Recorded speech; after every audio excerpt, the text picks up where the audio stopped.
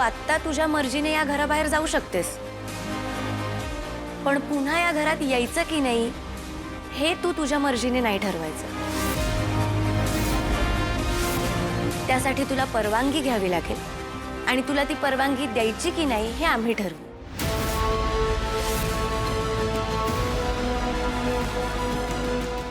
काही बोलायचंय का तुम्हाला? हेच सांगायचं होतं मला. ही तारिणी ना निशीच्या आयुष्यात कायम ढवळाढवळ करत आली आहे. अहो लहानपणापासून त्रास देते तिला ती. मी ढवळाढवळ नाही करत आहे.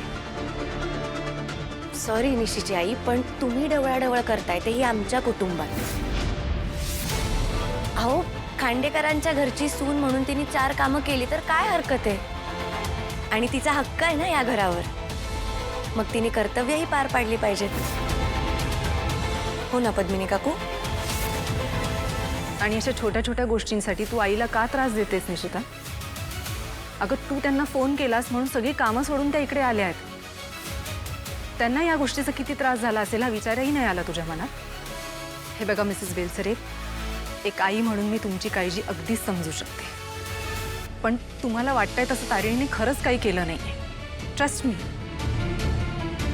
अहो पण मग तिची ही अवस्था कशी झाली? हा का ती खोटं बोलते असं म्हणायचंय तुला? नाही नाही, ती अजिबात खोटं बोलत नाहीये. मी तिला कामं सांगितली, पण मी तिला एकटीला कामं नाही सांगितली. मी तिला आणि ईशाला दोघींना कामं वाटून दिली होती.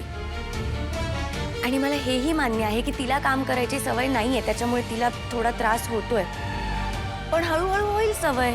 त्यासाठी सुरुवात तर करावी लागेल ना. मला चांगलंच कळतंय. सूड उगवतेस तू, सूड. हे असं गोड गोड बोलून ना तू मला बसवू शकत नाहीस. बेलसरेंच्या घरात कामं करावी लागली आहेत ना तुला, त्याचा सूड उगवतेस. बघितलं, निशीला म्हणून हाताखाली राबवून घेते ती मोलकरणीसारखं. फक्त निश्चिताला काम सांगितलं नाहीये, घरातल्या प्रत्येकाला काम सांगितलं. इनफॅक्ट मला सुद्धा काम सांगितलं आणि त्यात काय हरकत आहे? अरे देवा, तुम्ही सुद्धा? हो, आजचा स्वयंपाक मी करणार आहे. अहो काय कौशिकी ताई, एवढ्या मोठ्या कंपनीच्या मालकीण आहात तुम्ही, हिचं काय ऐकताय? मी MNNची CEO असले तरी सगळ्यात पहिले मी या कुटुंबाचा भाग आहे, या कुटुंबाची सदस्य आहे. आणि स्वतःच्याच घरात काम करायला कसली लाज आली आहे? ती प्रत्येकाची जबाबदारी आहे आणि ती प्रत्येकाने केली पाहिजे. आय एम व्हेरी शुअर तुम्ही सुद्धा तुमच्या घरात कामं करतच असाल ना. आणि निशीची आई, खांडेकरांच्या घरची मोठी सून म्हणून तुम्हाला सांगते, निशीचं आता लग्न झालंय, तिचा हा संसार आहे. आणि मला मान्य आहे तुमचं तिच्यावर खूप प्रेम आहे. प्रत्येक आईचं तिच्या मुलीवर प्रेम असतंच. पण मुलीच्या आईने मुलीच्या संसारात फार लक्ष घालू नये असं म्हणतात. तिला स्वतःची जबाबदारी घेऊ देत ना. तिला स्वतःच्या गोष्टी स्वतः सांभाळायला शिकायला हवं. नाहीतर तिचं या घरातल्या माणसांबरोबर नातं कसं तयार होणार? त्यामुळे निशी, इथून पुढे तुला कुठलेही प्रश्न असतील, काहीही प्रॉब्लेम असेल तरी तुझे तू सॉल्व्ह कर.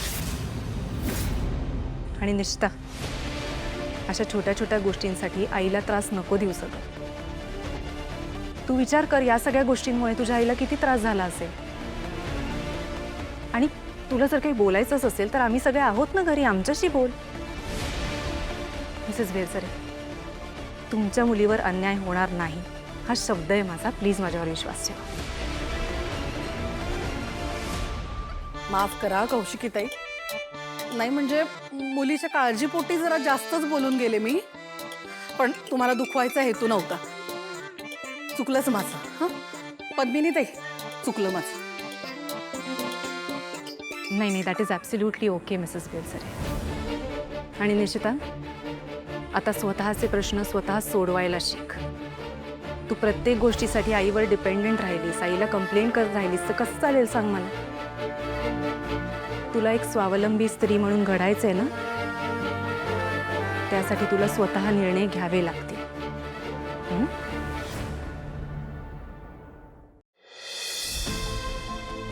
सॅल्यूट बॉस, खरंच सॅल्यूट आहे तुला. माझ्याकडे ना दुसरा शब्दच नाहीये. अरे काय भारी उत्तर दिलंस तू निशीच्या आईला. तू पहिल्यांदा त्यांच्या एखाद्या गोष्टीवर सडेतोड उत्तर दिलंयस. कमाल. हे तारिणी 2.0 व्हर्जन आवडलंय मला. कमाल आहे. त्याचा जास्त त्रास होतोय मला. कारण तू मला नेहमी म्हणत असतोस की तारिणी तू कोणाचं काही ऐकू नकोस, तुला जर कोणी काही बोललं तर त्याला उत्तर दे. खरं सांगू का केदार, मी नाहीये अरे अशी. माझा स्वभावच नाहीये असा. मी माझ्या हक्काच्या माणसांना, माझ्या जवळच्या माणसांना असं उलट उत्तर नाही देऊ शकत. पण आता दुसरा कुठला मार्गही नाहीये म्हणा. कारण या घरातल्या माणसांना एकत्र आणणं खूप गरजेचं आहे. म्हणून त्यांच्याशी हे असं वागावं लागेल. कारण मी या घरातनं जेव्हा बाहेर पडेन ना, त्यावेळेस मला या घराला एकत्र बघायचंय. एकमेकांना जीव लावताना बघायचंय, एकमेकांसाठी उभं राहताना बघायचंय. आणि तुझ्यातली हीच एक गोष्ट तुला खूप स्पेशल बनवते. कुटुंब असो किंवा टीम, सगळ्यांना एकत्र घेऊन पुढे जातेस, म्हणून तू मला खूप आवडते.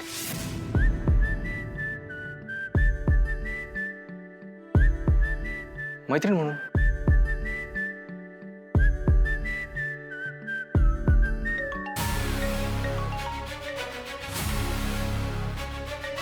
बॉस, टेक्नोचा फोन आहे. हा बोल टेक्नो. बॉस, एक महत्वाचा अपडेट आहे. काय झालं? केडी सरांचा भाऊ एक नंबरचा स्कॅमस्टर निघाला. त्यांनीच केडी सरांच्या बाबांची न्यूज लीक केली होती. माहिती आहे मला. ओ, केडी सर, बरं झालं तुम्ही पण आहात तिथे. युवराजचं हे प्रकरण आता त्याच्यावरतीच बॅकफायर झालं. म्हणजे एक कॉल रेकॉर्डिंग पाठवतोय, ते ऐका.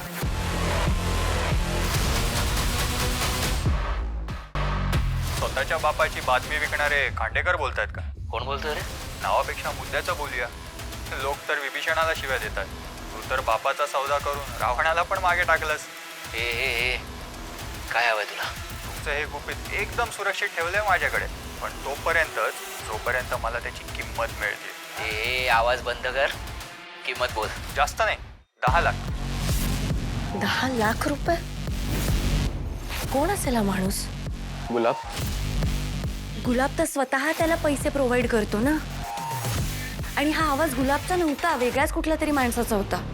पण युवराजचं काय? एवढी मोठी रक्कम त्याला इझिली नाही मिळणार, किंवा ताईला जरी सांगितलं तरी ताई त्याला प्रश्न विचारणार. पण मुळात ही गोष्ट तो कौशिकी ताईंपर्यंत पोहोचूच देणार नाही. तो काहीतरी वेगळे प्रयत्न करणार. नवीन ड्रग डील असू शकतं. तारिणीच्या कपाटातून पैसे गायब करण्याचा अजून एक फायदा आहे. तिला मोठ्या सुनेचा थाट मिरवायची फार हाऊस आहे ना. आता हे पैसे जर गायब झाले तर तोंडावर पडेल. तारिणी, आजपर्यंत माझ्यापासून वाचलेस, आता नाही. आता एका दगडात 2 पक्षी. Just wait and watch.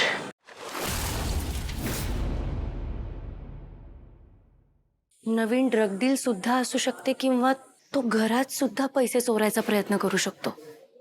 कारण हा पॅटर्न आहे त्याचा. पण तसं जर होणार असेल ना, तर युवराज गुलाबला भेटणार. आणि यावेळेस आपल्याला खूप जास्त सतर्क राहावं लागेल. डोळ्यात तेल घालून त्यांच्याकडे लक्ष द्यावं लागेल. कारण यावेळेस गुलाब आणि युवराज दोघंही आपल्या हातातून सुटता कामा नये. नाही सुटणार.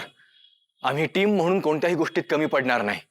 आणि तू सुद्धा मोठ्या सोन्याचा धाक दाखवण्यात कमी पडू नकोस.